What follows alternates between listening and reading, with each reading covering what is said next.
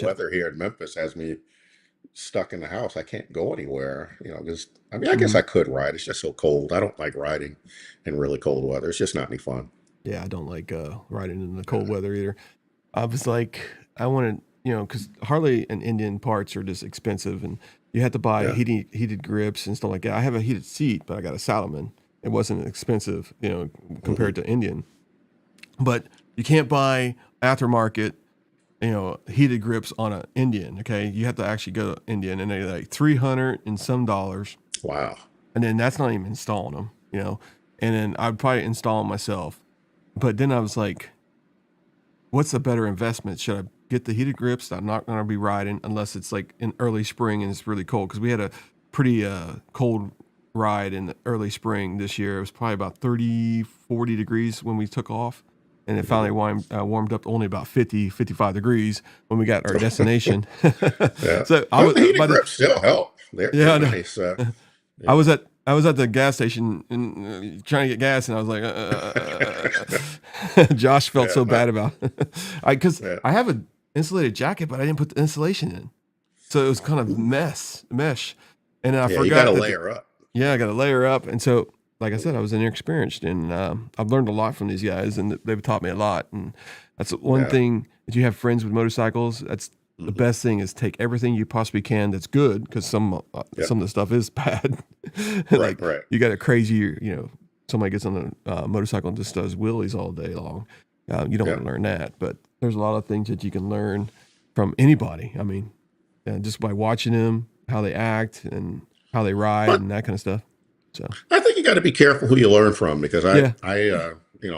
one of the things that uh, kind of caught me by surprise, starting to ride at the age of 50, I would talk to people who've been riding for decades and Hmm. decades. And, I'd had one person says, oh, well, you got to be careful using the brakes on a motorcycle because if you use, the front brakes, you're going to go down using the front brakes. I'm Hmm. like, you will? I'm like, oh, that's terrible. So why do they put front brakes on a motorcycle then if they're going to make you fall? I'm like, wow.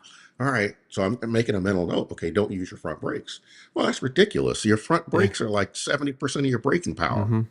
You just need to know how to use the front Yeah, brakes. exactly. And then I talked to another guy and he says, oh, well, I don't use my rear brakes. The rear brakes are worthless. I don't even know why motorcycles have rear brakes. I'm like, okay, so if I listen to both of those guys, motorcycles won't have brakes at all. You don't use your front or rear brakes. How do you stop? So, you have to be careful who you take advice from, because there's a lot of Hmm. people who have Yeah. been riding for decades and, to be blunt, a lot of them don't know how to ride. They know Yeah. how to go in a straight line, but anything outside of going in that straight line, they're going to be in trouble. I had a good friend of mine who let me ride his bike, or he wanted me to ride his bike. He said, I want you to ride my bike and tell me what you think about it. I'm like, all right, cool. Because he knew I was taking classes and stuff like that. So I hop on his bike and we're in a parking lot and I go right off. And I'm like, all right, well, the first thing I want to do, I want to know how this bike stops. And so I got up to about 30, 40 miles an hour and hit the brakes. And the brakes were so mushy, you Mm. know, I'm like, oh no. So I turned the bike around. I went back and he's like, well, you didn't ride it. I'm like, dude, your brakes suck. I said, I'm not riding this bike because it doesn't stop. I'm like, what happens if somebody stops in front of me? I can't stop this motorcycle. He's like, oh, you just have to know the technique. I'm like, technique, my butt. This Yeah. bike, the brakes are Mm. trash on here. This bike will not stop. You need to go do something about these brakes. This thing's no good. I wouldn't say a month or two later, he got to an accident Mm. on the road. He ran into somebody. I'm like, yeah, see, that's what it was. And then he starts telling me the same lie that every person who's ever fell off their bike is told. Oh, I had to layer down. I'm like, no, you didn't. You crashed. That's what you did. You didn't layer down. Layer down is the biggest lie that's ever been told. You don't crash the motorcycle to avoid a crash. That's Yeah. ridiculous. You fall, you get thrown off. And in this case, he had horrible brakes. He couldn't stop the bike and he ran into the car in front of him. And he was off work for almost a year. He got hurt really, really bad. Mm. Um, he's got good brakes on his bike now.